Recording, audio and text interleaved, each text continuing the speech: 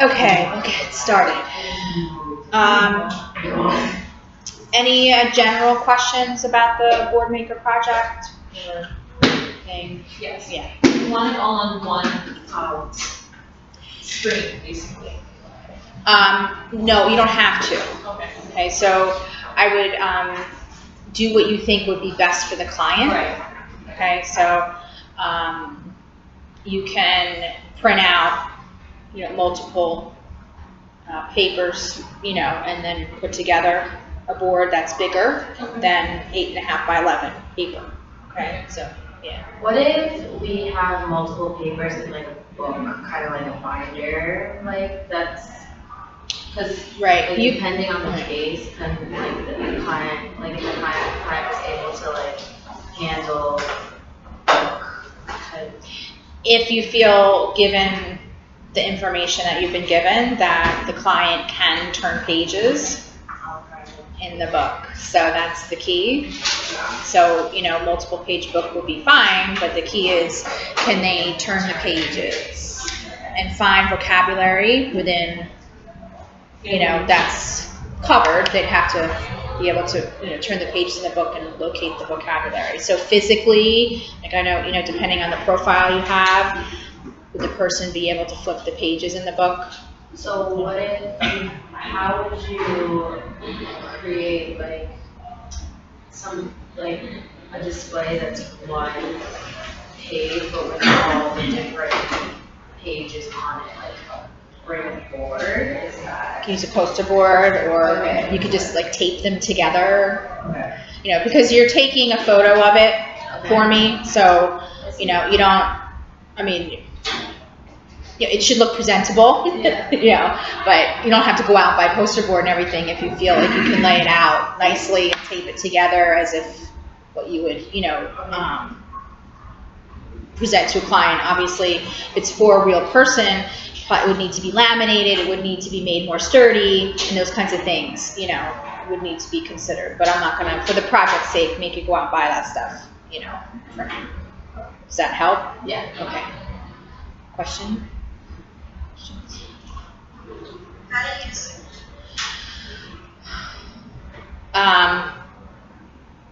Okay, so no class next week, so I'm giving you time to do your board maker project, okay? So,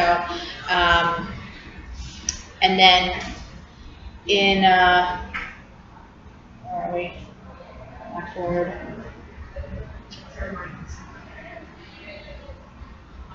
I have the assignment area in the content.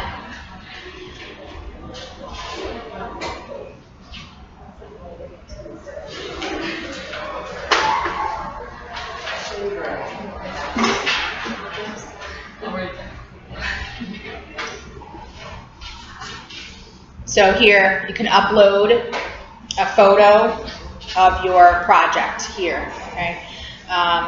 Do the 21st by midnight, okay? Some people, in the past, my other classes, they took a screenshot, so you can do that too. But again, if you're doing a board that you have to kind of put together, then obviously you may obviously take a photo than just a screenshot from the computer, okay? All right? And then we meet again on the 28th, okay, is the next time I'll see you, okay? It's going to sound like a silly question. Have you used Coordinator? And then now that's different than I've not watched this. But okay, yeah, so that'll help you for this upcoming project, making a manual low-tech board. Okay. And then you have the project assignments, everyone's assigned. I did that, right, for you guys, Yeah. the case studies. Okay. I didn't see where the cases were, but I saw what number I am. Okay. Sorry, I mean, probably totally just missed it. Maybe not. No, let's see. Project information, board maker, and iPad. So in here should be.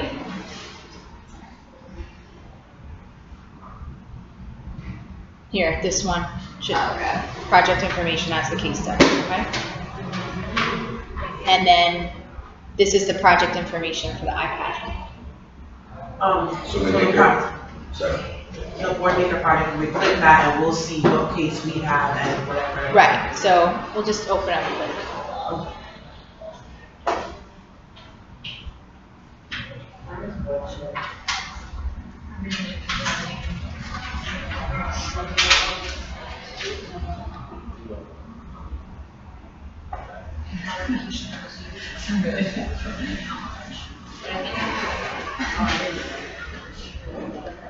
No, I didn't. Right, so they're all numbered, okay, all the cases, so whatever number I gave you corresponds to then your case example, okay?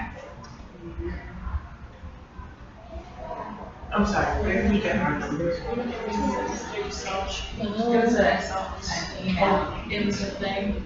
Yeah, let me go back. Oh, you brought back. Yeah. Okay. In this project information, that's where I put it, I think. Yeah, exactly. I think it was good.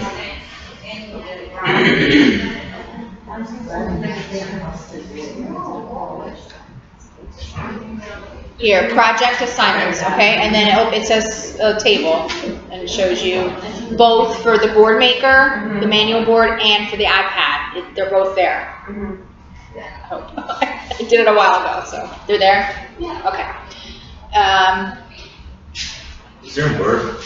I was confused though. The board maker project is, I guess, essentially arts and crafts, right?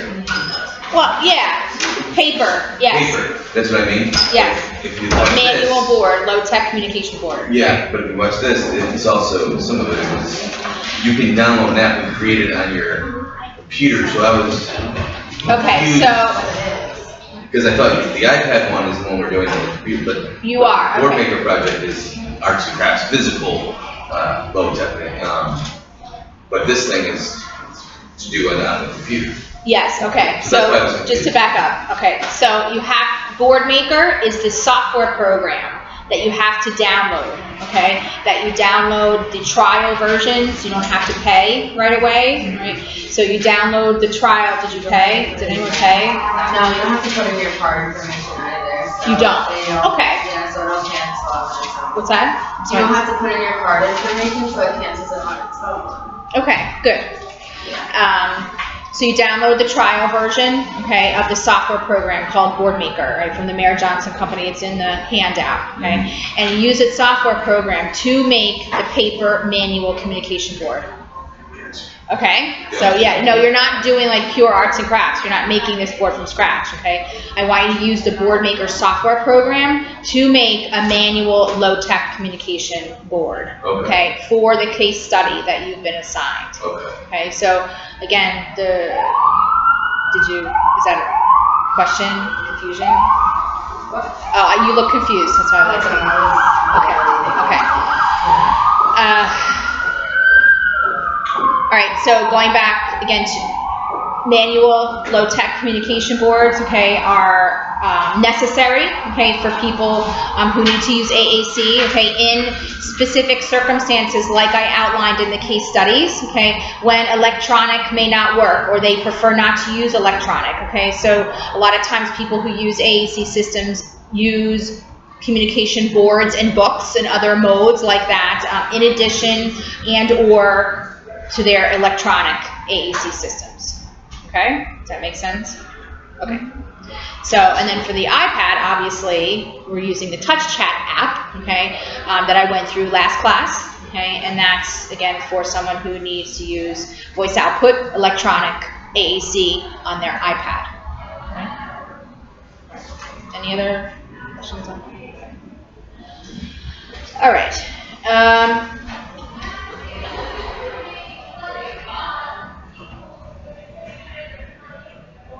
All right, so tonight we're going to talk about augmented communication evaluations, okay? So the goal for this information is to help you become more aware of what's involved in the AAC assessment, okay? And when you are working with a client, okay, who needs an augmented communication system, then you'll be more aware, okay, what is involved in doing a good AAC assessment, and know best practices, okay, in doing an AAC assessment. I always encourage everyone, if they feel they want to get more experience, okay, being more comfortable doing AAC assessments, is to try and get some clinical experience in that area. What's happened though over the last 5 years with the heavy use of the iPad, okay, as an AAC device, and like we talked about this in previous classes, how the use of speech generating devices or dedicated AAC devices, they have become not used as much in general AAC purposes, okay, they're used more specifically for people with physical disabilities, I think formal AAC evaluations aren't done as much anymore, okay? Not to say that you're not doing an assessment process over a period of time with the client that you're working with, okay? But you know, the one-time evaluations, okay, AAC evaluations that were often done many years ago when all we had was SGDs and we had to have formal, you know, full-blown evaluations for those devices. Again, I don't see being conducted as much anymore, just because the landscape of AAC has changed, okay, and that we're using more open market items that people can get and have access to. Everyone has access to an iPad typically. Like I said, New Jersey, school districts all have access to iPads, SLPs all have access to iPads, classrooms have iPads. So in that respect, this information is even more important for you to be aware of and know, okay, because it's going to be expected that you're going to implement AAC, okay, for your clients, given the open access and ready access to iPads, okay, for AAC, and or, you know, there still is support if you do need, if you are working with populations that require SGDs, okay, there is still support from those companies to help walk you through kind of the evaluation process and report writing and so forth. I did post a sample of one of my reports in Blackboard here in this folder, okay, for you as a reference. That I'll pull up briefly to kind of show you the areas that I focus on when I write an AAC evaluation report. Okay, so, this, you know, is going into my 21st year of practicing with AAC, okay? So I started, again, when I graduated in 1995, okay, I went right into AAC. I had a graduate externships for 2 semesters at Maryland Rehab Center in Baltimore, and I actually worked with adults with physical disabilities like ALS and CP, traumatic brain injury, who required AAC. So I got a lot of, so I worked in their AAC department under supervision, you know, of my supervisor, of course, and did a lot of AAC evals as a graduate student. Got to know all the current SGDs at that time, okay? So I went and then was able to then do my CFY at a cerebral palsy center in New Jersey, and went right in and continued to specialize in AAC, and then became that agency's AAC specialist then for 12 years after that. Okay, so, so this, you know, I have always practiced in this area, and it's, you know, one of my passions in SLP. Though I do, as you know, some of you know me, I do other things in pediatrics as well. But so I've been doing AAC evals for quite some time, and I felt for you guys, this information, I gotta try to tailor it to what you guys should know, okay, leaving here and going out in the field. And basically, when you think about AAC assessment, it's really you're asking yourself, well, what type of AAC system should my client use? Okay, that's in need of an AAC system, who's having trouble using verbal communication successfully. So I broke it up into the 3 major categories of AAC, so no-tech oriented, low-tech manual, and high-tech. And the questions you should ask yourself, so critical thinking assessment questions, you should ask yourself when you're considering each one of these areas of AAC. Okay, so for no-tech, okay, if we're looking at and just deciding about no-tech, does my client have difficulty relating meaning to graphic symbols? Okay, so to abstract representations of language or information. Okay, do they have difficulty understanding visual representations of symbols? Okay, and have possibly a co-occurring or significant intellectual disability, have difficulty again with symbolic acquisition and that skill, okay, to represent information. So it might be that we need to use unaided or no-tech strategies for communication for this person, okay? And before I forget, it may be too that your person uses a combination of all of these strategies, no-tech, low-tech, and high-tech, okay? So, which is also very common, okay, that people use. But this is the kind of then help you though differentiate what should be more of the primary AAC system for this person, okay? So obviously if we're going to have that person use more unaided or no-tech methods, they should physically be able to produce some signs, okay? So that should be evaluated and considered, okay? So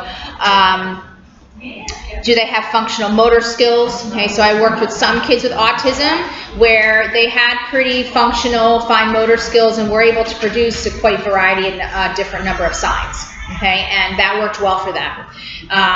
There's certain advantages to using manual signs or signs language versus using a low-tech manual board or a device. And what are some of those advantages of using signs versus aided AAC, meaning manual boards or an iPad? It's just for like travel purposes. It's just a lot easier because it's your own person and it's quick. You don't have to like access. Exactly. Right. You're using your own body just like speech, okay? And it's quick and you don't have to take the time, okay, to go and get my iPad, open up the app, find my words, okay? That takes a lot of time. The same thing with a manual system, depending on if you have multiple pages in the manual system. If they're using PECs, they have to search for the symbol, then pull it off, hand it to someone. So typically, aided AAC systems are slower, okay, to use than signs. Okay, so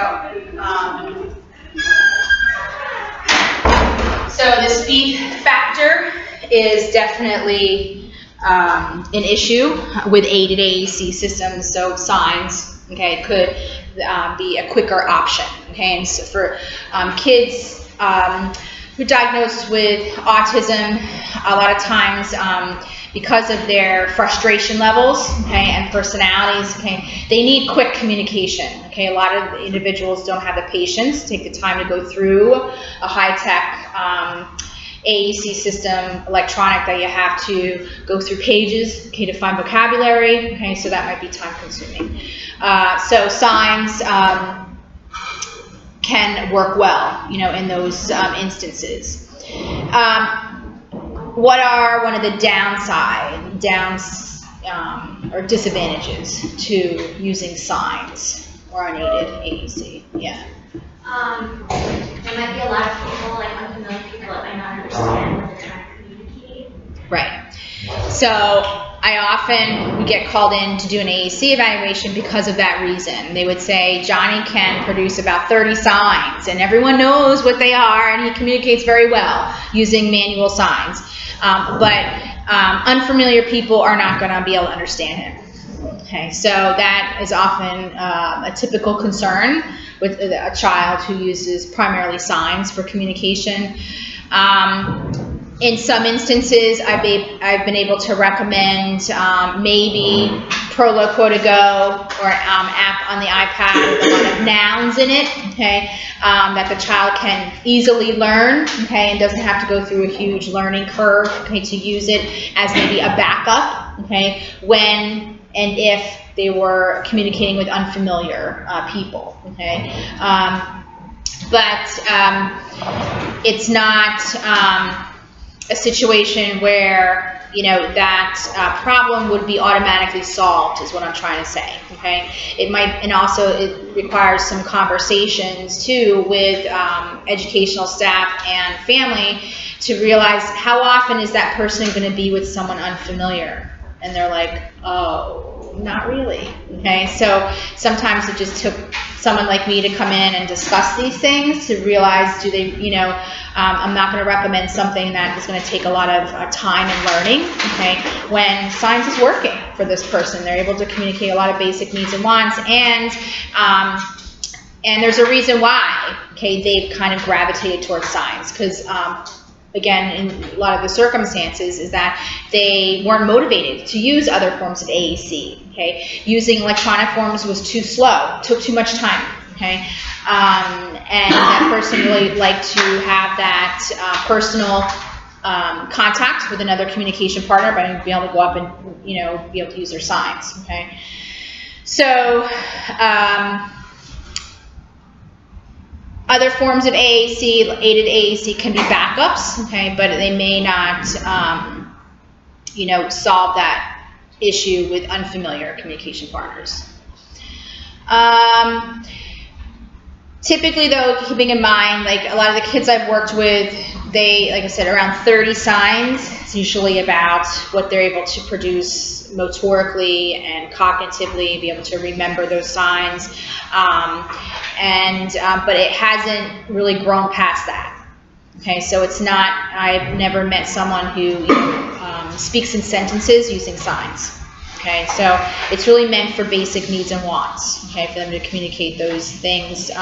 For someone, again, with disabilities, and, you know, generally kids can produce the signs well enough for people, familiar people, to understand them, but they're not perfect, okay, and they're often considered idiosyncratic, meaning that they're kind of made up, their own modifications to certain signs. And, you know, that's due to kind of general, again, intellectual limitations with symbolic abilities, and also fine motor. Okay, so they have, you know, enough functional fine motor skills to produce signs, but it's not within normal limits, is what I'm saying. Okay, like someone who is comparable to someone who is deaf or hard of hearing, obviously they can, you know, sign very well and have their own language system and, you know, communicate in sentences using signs. But that's not the same that we see in populations with children with autism, you know, in those populations. So, okay. But again, any way, before I leave this area, any way someone can get information across using their own bodies, okay, that should always be encouraged. Okay, even though we're gonna maybe then consider aided forms of AAC because they can only produce a couple signs. If they can produce a couple signs and gestures and people understand them, great, that's something. Okay, because there's, again, disadvantages, some of them we talked about already, to aided AAC systems, in that they're slower forms of communication. If you're using electronic, it can't always be functional all the time, okay? You know, if you're in different parts of the house, you know, the iPad may not always be there, okay? If you're getting ready or doing any kind of grooming or, you know, getting that kind of thing, you don't want the iPad laying around the bathroom, okay? You know, those kinds of things, okay? So if there's other ways that person can communicate using their own bodies, that always should be encouraged, okay? Professor? Yeah. Is there a time where a child graduates from this, let's say? Graduates from? No longer using a sign and then moving on to something else. Like if they still have a need to express themselves, but they can't do it anymore through sign, would you then move on to maybe like a low tech or a high tech? Yeah, so obviously they need to grow their vocabularies and they're motivated, okay, and willing to use aided forms of AAC, then yes, that would be the next consideration. Yeah, but to point out, I've worked with some kids, okay, where they weren't motivated, okay, to use aided forms of AAC because of the slowness factor and because, again, using graphic symbols is very challenging for them. Okay, so that's where we kind of had to stay more with signs as a primary mode of the example. But no, yes, in order to expand someone's vocabulary, yeah, you do need to move to aided, okay, AAC, yeah, for that person.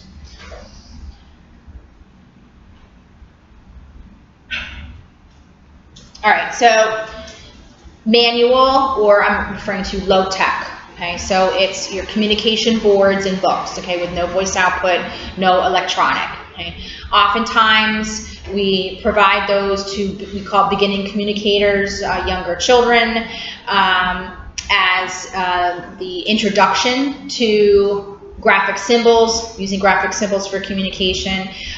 This is the purpose of you doing the Boardmaker project, okay, of using the Boardmaker program to make low-tech forms, manual forms of AAC, okay, using graphic symbols. So, besides it being an introductory method of aided AAC, it's also considered a backup method, okay, as an alternate method.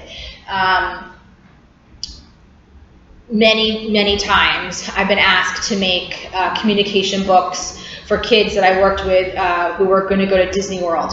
I've made many books for Disney World, okay.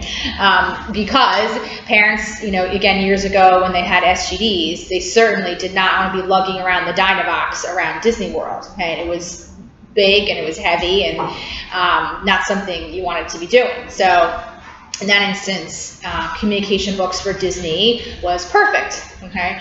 And what we did is that we always had access computer software that we had loaded onto our computer that we could print out the exact screens that were in the child's communication device, okay, and put it into a manual communication book. So it's all of their words that were in their Dynavox, okay, just print it out and put in a binder, and then they could take it off, you know, take it on the plane and, you know, go to Disney with all of their words just in paper form. Okay, so you can still do that today. You know, if you do have a child with a PRC device or a Dynavox, you can still do that and print out their words. So that's one example of when a child does use electronic forms of AAC, that there's going to be certain circumstances where they're going to need low-tech or manual. I've made other books for going to the pool, going to the beach, going to the boardwalk, you know, all those things that, again, parents don't want to have to worry about electronics, you know, of having to bring that to those situations. So, again, manual communication systems are still very important, okay, for those kinds of situations. It's also important for kids who have negative behaviors. I call it negative behaviors with technology, okay? So we have some kids who like to perseverate and like to continually hear the voice output feedback of the device, okay? Like to continually press buttons over and over again, okay? And can use it, again, to engage with the device to get you know, feedback from others, you know, negative feedback, and those kinds of behaviors would then impede, okay, your efforts, okay, on using the device successfully for communication. Okay, so it may be then we need to kind of eliminate the voice output factor, okay, and we need to kind of consider manual systems for this person, okay. So some children with sensory perceptual problems. They also like to visually stimulate off the touch screen, okay? So they like to repeatedly press the buttons to maybe watch the pages change, the screens change. They want to continually swipe the screen. If you're using an iPad, they want to press the home button and exit out and immediately go to YouTube or, you know, internet or their game that they want to play. So some children are just so they haven't understood that the iPad can be used for other things, okay, besides gaming or leisure, okay, they're so fixated on knowing the iPad for only that purpose, that when, okay, you have another iPad and now you're trying to use it for communication or for therapy, then they don't want any part of that, okay, they have trouble adjusting, you know, to using the technology in that way. So we may need to consider a manual, okay, systems. What I found is I've done a couple evaluations over the years, and one child I remember I evaluated recently, I guess it was end of last year, that I evaluated 3 years before that, and he demonstrated that kind of behavior where he was using PECS, okay, for communication. He was doing well with PECS. The family really wanted to transition him from PECS to using an iPad for communication. And I went into the eval, and he really could not make that transition or understand, okay, that when I press a photo that represents favorite items, okay, on the iPad, that's a way to communicate and request that item, okay. Just wanted to continually press the locations on the iPad, wanted to press the home button, and didn't really understand the purpose of it. So at that time, obviously, I recommended that he continue with the PECS program. And at that time, too, even though he could use PECS to make requests, his simple discrimination skills still weren't great. So he was still having some other co-occurring difficulty with symbol representation, okay? At times, the team would tell me that he still would pick the wrong item from his PECS system. So he still wasn't really consistently accurate, okay, using his PECS book, you know, to make requests. So they continued to work on that with him, and building up his vocabulary. And then in the meantime, you introduce the iPad for other educational types of applications, okay, so letter identification, some literacy kinds of games. So it wasn't just like Angry Birds or something like that, okay. They had some kind of, you know, literacy purpose, okay, to the applications that he started using for the iPad. So that helped that student kind of transition, and oh, the iPad can be used for school. Okay, so then he started using it more in school for more academic purposes, and then I went back 3 years later, and it was a dramatic difference. He kind of better understood the purpose of the iPad, and that I can use it, and it was still in the school environment, and it's also his simple discrimination skills improved with PECS. Okay, so he had to have some more growth. So my point is that, you know, if a student today doesn't demonstrate the skills to use voice output, high-tech technology, doesn't mean that they won't in a couple more years. Okay, so it was really nice to see. And actually, that student, I initially started out with the Go Talk Now app with him, just for choice making, using photos. And actually, during the evaluation, we went over to Touch Chat, because he was actually able to change some screens. Yeah, so it was kind of really remarkable. I still use photos, but I was able to start with a home screen of just some basic categories, and he was able to navigate, you know, by the end of the evaluation. So we actually went with Touch Chat, which I was surprised with. I thought we'd, you know, be more at the Go Talk Now, you know, stage with the student. So, you know, you never know the kind of growth. And that student, when I first evaluated him, he was like around 8 or 9. Okay. So he's a little older. Then it was like 3 years later, like 12, 13, kind of like a preteen, and he still made growth. Okay, so you know, so kids will surprise you in what they're able to do still, you know, through their teen years. So, okay, so other considerations for manual systems, those of you who may work in acute care with adults, I knew a lot of SLPs who had a lot of manual communication boards made up already, okay, for patients to be able to just communicate some basic needs and wants, communicate information related to pain and a particular, injury, or illness while they were in the hospital. Okay, so they had those boards pre-made already that they could provide to the patient, and also one side was the alphabet spelling, so they could spell things out, and the other side was some basic communication related to needs and wants, like I said, and medical kinds of information. So, patient in acute care might be very temporary, that they don't have the use of their voice. Okay, they might be trached, have it on a vent temporarily. Okay, and may need to use manual AAC systems for a temporary basis.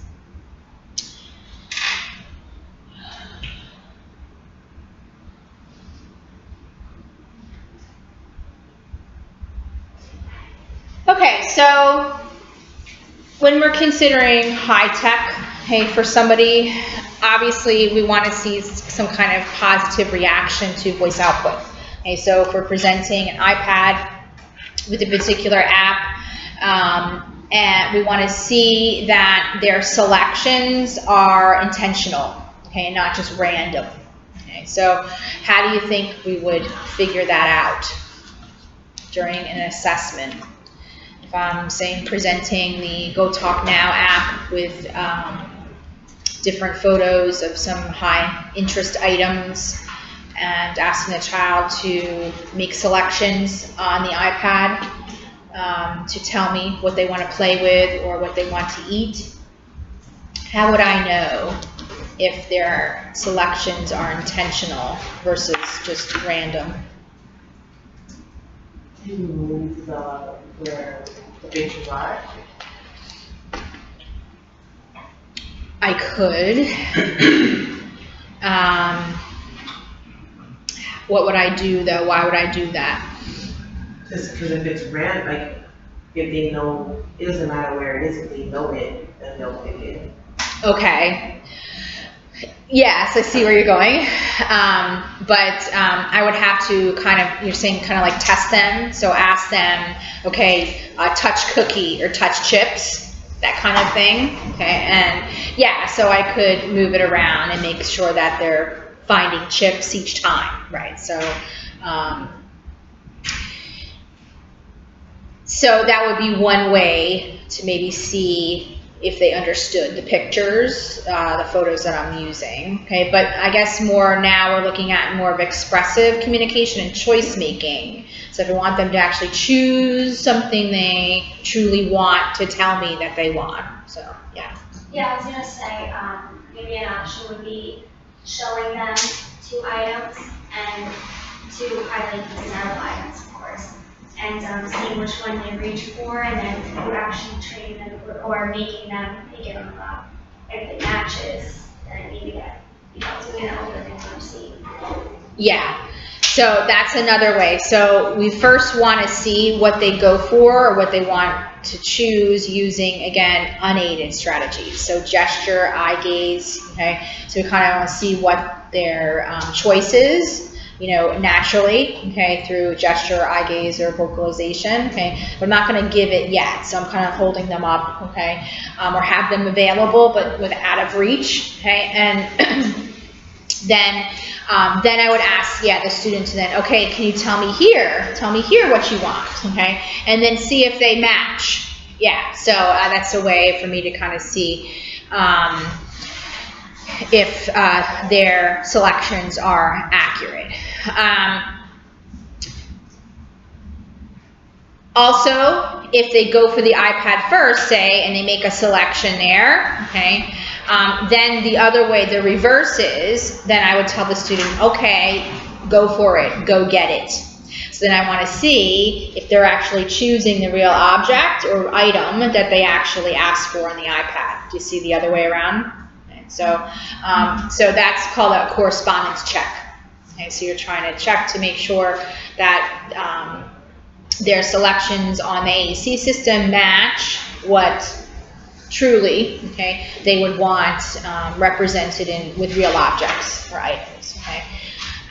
Just say that again, correspondence checks. Correspondence checks, yeah, so you're assessing, making sure that their selections on the AAC system truly match their internal desire as it relates to real objects, okay? So obviously you're only doing it with real objects for choice making, okay? So it's an assessment strategy that, again, you're using for very beginning communicators. Kids are using nouns and using AAC for choice making, okay, of items or things, okay? What would we do if we're now working with a child, say, who's using more vocabulary, like core vocabulary, and starting to use like some verbs and nouns and adjectives? How do we establish communicative intent then? Maybe asking like WH questions, or symbols of each questions about an activity or expressing this conversation or something like that. Okay, yeah, so obviously your situation in your language situation is going to change, right? So we're not just talking about choosing favorite items anymore, okay? We're engaging in some different types of activities that lend itself, okay, to using higher levels of vocabulary, like core vocabulary, to answer, questions. So yeah, so if it's in context, okay, so you're doing, using maybe a book or a picture scene or some photos and looking at something together and talking about it, then you kind of know what words the student should be using to answer you, obviously, in the iPad, during your assessment activity, so, and obviously if, they're absurd or, not anything to do with the situation, then you can assume, okay, the student's having difficulty using vocabulary here in this AAC system to kind of engage in this kind of activity. So, what about pre-linguistic communication behaviors, okay? So, when someone's using an AAC system and they're making selections, what else do you think would help the communication partner to kind of understand that what they're selecting on their AAC system is intentional and accurate in what they want to say? So thinking about other ways that we communicate with our bodies and our faces and things, even when we're talking. What's that? Expression. Yeah. So you'll notice that AAC users are a little bit more advanced. They're using more vocabulary and putting together, multiple word messages and those kinds of things. That they'll put their message together, but they'll establish eye contact with their communication partner. Okay, they'll put their message together, speak it, look. They'll look at their communication partner. They may nod their head. Okay, so they'll do some kind of body language to kind of confirm, yeah, that's what I'm saying. They'll look at the person to get their attention and wait for, one of you, if you're my communication partner, I'd wait for one of you to acknowledge me and then nod and say, oh yeah, you want this or that, or you like going here. So you'll acknowledge and comment on what the person says. Okay, and then you're gonna want to look for some type of signal, from that person, like eye contact, head nods, to acknowledgement that what they're saying on their AAC system, okay, is important, okay, and a way for them to relay information, to others. So what you don't want is just obviously button pushing, okay, without any establishment of eye contact or anything with the other communication partner, because then, you're not really understanding or confirming that they're really saying something, okay? So you want that person to be able to confirm their messages through head nods, okay, some kind of smile, some kind of acknowledgement, okay, that what they put together on the AAC system is truly what they want to say.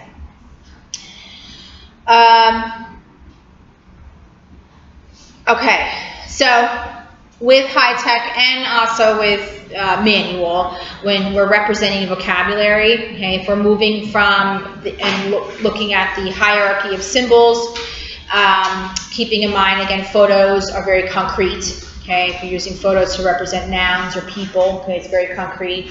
But now if we're going to move on to the board maker symbols or the line drawing symbols, okay, they're more abstract. Okay, so making sure the person you're working with can understand vocabulary represented with line drawings. Okay, and then if we're going to move into core vocabulary, then those symbols, okay, line drawings for those symbols for verbs, adjectives, those kinds of words, they become very abstract. Okay, so just keeping in mind, can my person that I'm working with understand those representations? Not to say they have to understand them right now, but over some teaching opportunities, are they learning and remembering? Okay, and they have the capacity to learn it. How do we want to represent vocabulary? So is it we're using graphic symbols? Is it that they're able to use symbol sticks, which is the symbols that are used in the iPad apps? Are they able to use the picture communication symbols that are used with the board maker program? Okay, those are all single meaning graphic symbols. With the PRC equipment, they use the Unity, multiple meaning symbols. So we talked about that. Those symbols I demonstrated on the iPad last time with the Unity app, okay, that those symbols stand for multiple semantics, okay, so that's something that you need to obviously assess if that person's capable of remembering, okay, different semantic and different meanings to a particular symbol if you're going to use that type of system. And then obviously if you're going to use words, okay, do they have the capacity to represent vocabulary in something very abstract such as the written word? Okay, so that's the most abstract of the symbol hierarchy, is using letters, okay, to represent words. And do they have the potential for literacy skills? So is providing the alphabet, is that important for that individual? It could be that maybe their functional spelling skills haven't been acquired yet, but they do engage in spelling activities in school. Okay, so they would still need access to the alphabet for those purposes.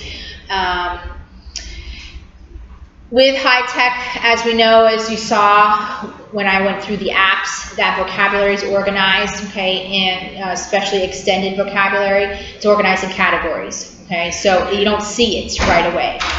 So can that person understand their words that they want to try and find in their AAC system? They're hidden, okay, in these different categories, okay. So my question is, again, can they learn, I say, the navigational path, okay, to find chips, to find cookie, to find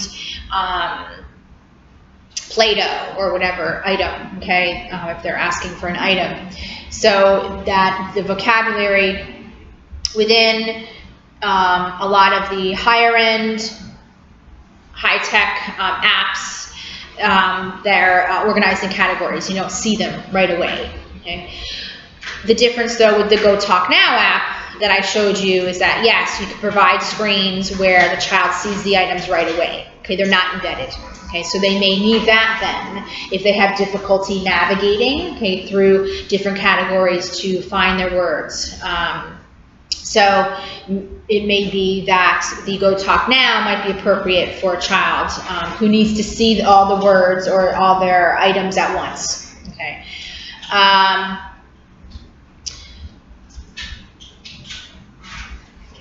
Visual scanning abilities.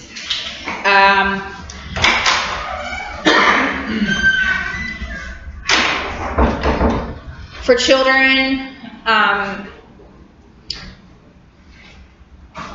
with ASD, autism, they still may not have strong visual scanning abilities from left to right.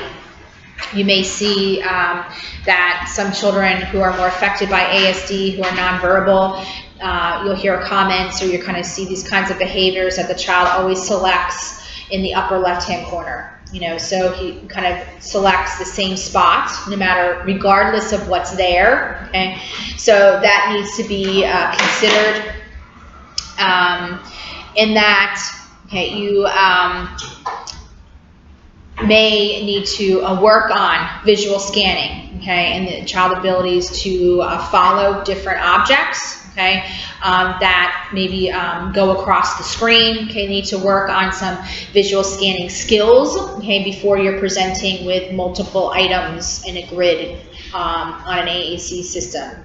Some kids do not understand that the different cells on an AAC system, they represent individual items. They kind of see it more as a whole, as like a whole picture. Okay? So it might be that you need to teach that, okay, in that these individual pictures actually represent these different items. Okay?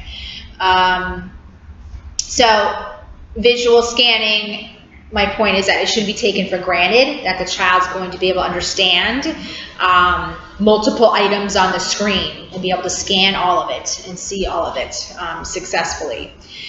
Children who have physical disabilities like CP, again, you'll be looking more at SGDs for that population than the iPad. But again, if they have it's possible they could have some visual difficulties in motor control with visual scanning. Okay, so that's something you need to just kind of assess and make sure that that's not an issue when you're putting multiple items on a display.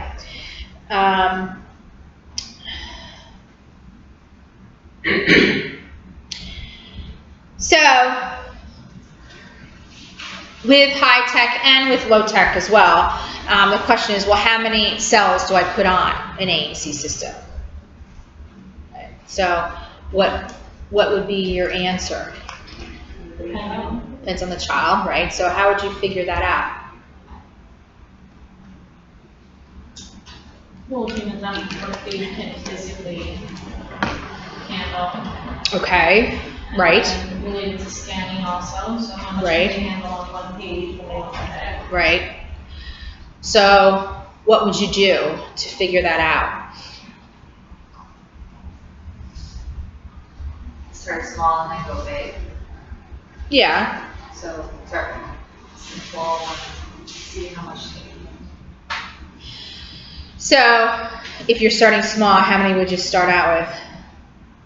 9. Okay. 3 by 3. Okay. You had an idea?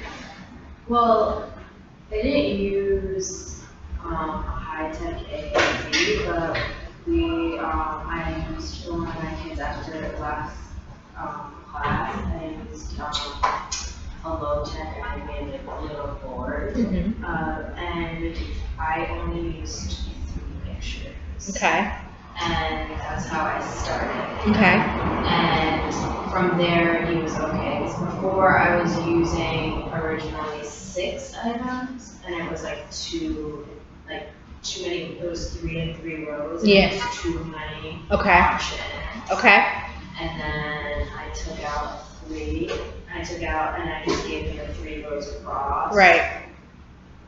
And yeah. Like a horizontal row. Yeah. Uh-huh. He was